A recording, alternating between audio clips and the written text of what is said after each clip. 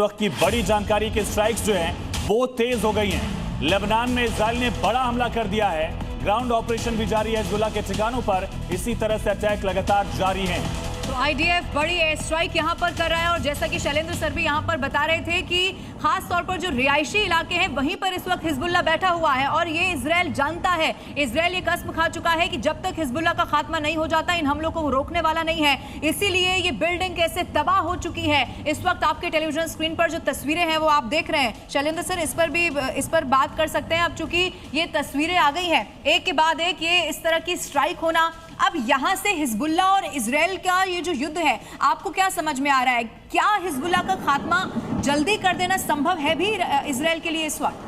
Hezbollah के पास इस तरह की ताकत नहीं है कि वो इजराइल के साथ एक कन्वेंशनल युद्ध लड़ पाए या जीत पाए, लेकिन उसके पास एक बहुत अच्छी आर्टिलरी है, उसके पास अभी भी रॉकेट्स हैं और वो हमेशा इजराइल को डैमेज कर सकता है और करता रहेगा।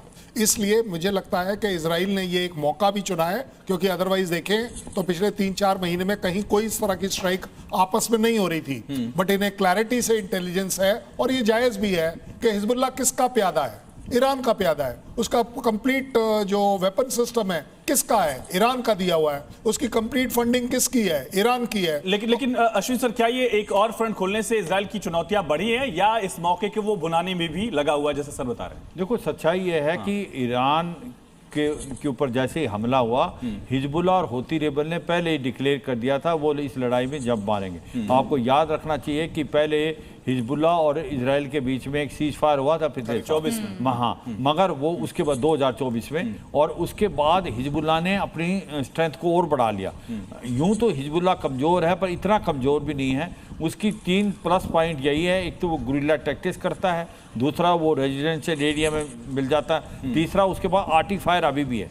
अब वो गुरिल्ला और आर्टी फायर से वो जो नदर्न पार्ट ऑफ इजराइल है वहाँ हमले कर रहा है। तो अब इजराइल ने मन बनाया है कि ये असली टाइम है, क्योंकि हिजबुल्लाह इतना ज़्यादा ताकतवर अभी है नहीं, कमज़ोर है, और जो लेबनान की गवर्नमेंट है वो भी नहीं चाहती हिजबुल्लाह को वहाँ पर, क्योंकि वहाँ उनके लिए भी एक प्रॉब्लम है। तो मुझे लगता है इस लड़ाई के दौरान इजराइल जो है हिजबुल्लाह को ऑलमोस्ट खत्म करने की कोशिश करेगा। क्या सर, शाम सर, इसके बाद अगला टारगेट हूतीज होंगे? क्योंकि हम रेड सी में बहुत मूवमेंट देख रहे हैं। ये बताइएगा, उससे पहले एक बड़ी खबर हम बता रहे हैं। 2 अलग-अलग तस्वीरें इस वक्त दर्शकों को हम दिखा रहे हैं जहां यूएस के वॉरशिप अब्राहम पर हमला हुआ है, ये दावा किया जा रहा है। हालांकि देखिए, युद्धपोत एचडब्ल्यू बुश अमेरिका से रवाना हो चुका है, ये भी जानकारी मिल रही है। श्याम सर, अब ये बताइएगा, चूंकि ईरान अगर ये दावा कर रहा है कि अब्राहम लिंकन जो इतना ताकतवर है उसको इसने बर्बाद कर दिया, उस पर अटैक कर दिया, अमेरिका खारिज कर रहा है, कितनी सच्चाई हो सकती है आप ये बताइए? ईरान कर सकता है ऐसा क्या?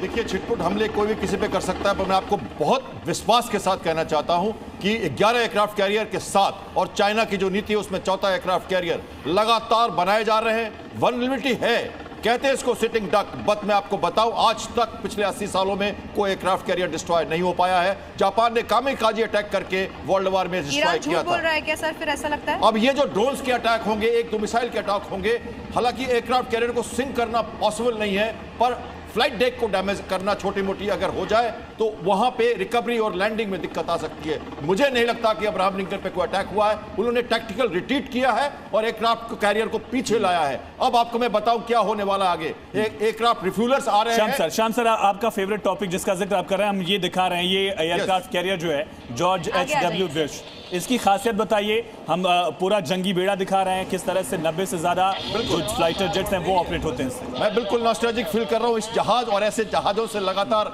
30 साल मैंने ऑपरेट किया, तो नाइट और डे लाइट में बहुत मजा आता है। देखिए, 90 जहाज AW एयरक्राफ्ट, पहले हॉक 2 आई जो अरेस्टर बैरियर के साथ लैंडिंग करते हैं, FA-18 हॉर्नेट एयरक्राफ्ट जो है इनका, जो फाइटर एयरक्राफ्ट है, मैं आपके हाथ से भी दिखा दूं आप, ये वो एयरक्राफ्ट वो सेम नहीं है, पर ये FA-18 हॉर्नेट एयरक्राफ्ट जो है इनका फाइटर वो लगाता है। मिसाइल्स लगे इसके ऊपर, सरफेस टू एयर मिसाइल्स, और साथ में इसके USS हडसन जो है डिस्ट्रॉयर वो इसके साथ चल रहा है। एक सबमरीन भी इसके साथ एक्टिव है। इसके साथ एक फायदा है, ईरान देखिए शिप को सबसे ज्यादा लिथल है सबमरीन, ईरान के पास सबमरीन है लेकिन शायद डिप्लॉयड यहां नहीं है, इसलिए ये पूरी तरह से आराम से यहां घूम रहा है, वरना इसे सबमरीन थ्रेट का भी एक्सेस रखना पड़ता। मल्टी थ्रेट एक्सेस पे हमारी फ्लीट अच्छा, पहले इसका कब इस्तेमाल किया जा चुका है? अगर इसकी हिस्ट्री भी थोड़ा सा हम समझ लें देखिए, हर जगह पैसिफिक में, अटलांटिक में लगातार ये कैरियर डिप्लॉयड रहता है। इसको पैसिफिक से मूव किया गया है, फिलहाल ये पैसिफिक में 6 महीने से था और फोर्ट जो था, और सर एक पार्ट जो इसका है, इसके बारे में अगर आप थोड़ा सा यहाँ पर आगे जाकर बता पाएं। मास्ट देख रहे हैं आप, रडार्स देख रहे हैं, सर्वेलेंस 600-700 किलोमीटर दूर तक ये रडार जो है कैप्चर कर रहा है और फायर कंट्रोल रडार को दे रहा है, मिसाइल्स को दे रहा है। आप देख रहे हैं लैंडिंग, ये फाइटर एयरक्राफ्ट यहां खड़े हैं और साथ में इनके साथ MH-60 हेलीकॉप्टर भी हैं जो एंटी सबमरीन हेलीकॉप्टर्स हैं, surface to surface missile, surface to air missile जो जमीन से हवा को मार कर सके, और साथ में इनका श्याम सर, अब तक यूएस ने क्या अचीव नहीं किया जिसकी वजह से इसकी और आयुष इस पे बात करेंगे, लेकिन उससे पहले 3 अलग-अलग तस्वीरें इस वक्त दर्शकों को हम जरा दिखा देते हैं। तेहरान पर देखिए, ईरान की 3 बड़े हमले हैं। तेहरान मेहराब एयरपोर्ट पर ये बड़ा अटैक हुआ है। उधर आप देखेंगे इजराइल की स्ट्राइक से जुड़ी हुई ये तस्वीर भी आपको दिखा रहे हैं। अर्तेश स्क्वायर पर यह अटैक किया गया है। आयुष, बिल्कुल, मेहराबाद एयरपोर्ट पर लगातार हमले किए जा रहे हैं। वहां पर जो हैंगर था उसको भी अटैक किया गया, स्ट्रिप को खत्म कर दिया गया है, कोई भी फ्लाइट टेक ऑफ वहां से नहीं कर सकती। ये लगातार हम देख रहे हैं। शैलेंद्र सर, क्या मोटिव रहा होगा सिविलियन एयरपोर्ट को टारगेट करने के पीछे? किसी भी तरह के किसी भी एयरपोर्ट को अगर आप स्ट्राइक करते हैं, उसके सिर्फ 2 रीजन होते हैं। एक रीजन ये है कि आप उसे किसी भी ऑपरेशनल पॉइंट ऑफ व्यू से ऑपरेट ना कर पाए, क्योंकि ऑलरेडी जब पता हो कि आपके जो स्ट्रेटेजिक एयर बेसेस हैं उनको आप डिस्ट्रॉय कर चुके हैं, तो ईरान के पास क्या ऑप्शन आएगा कि आप एक कमर्शियल जो जगह है उनका भी इस्तेमाल करें। तो एक तो वो डिनाइल है, उससे भी बड़ा डिनाइल है कि उस पूरे इलाके में जो एक दहशत आती है कि आपके पास कहीं कोई ऑप्शन नहीं बच रहा है, क्योंकि इस समय अगर देखा जाए नेवल और एयर, इन 2 चीजों में यूएस का पलड़ा ना केवल भारी है, बट वो डैमेज इन्फ्लिक्ट कर रहा है जिसको शायद ईरान बर्दाश्त ना कर पाए। मैं मानता हूं कि जब हम बात कर रहे थे कि उन्होंने लिंकन की तरफ अटैक किया है, अटैक करना अपने आप में सिर्फ ईरान की सक्सेस है। वहां तक पहुंच पाना, अगर कोई चीज पहुंच जाती है तो उससे बड़ा ब्लंडर यूएस के लिए हो ही नहीं सकता। क्या यही दबाव है जिस वजह से तैनाती बढ़ाई जा रही है? बड़ा सवाल है।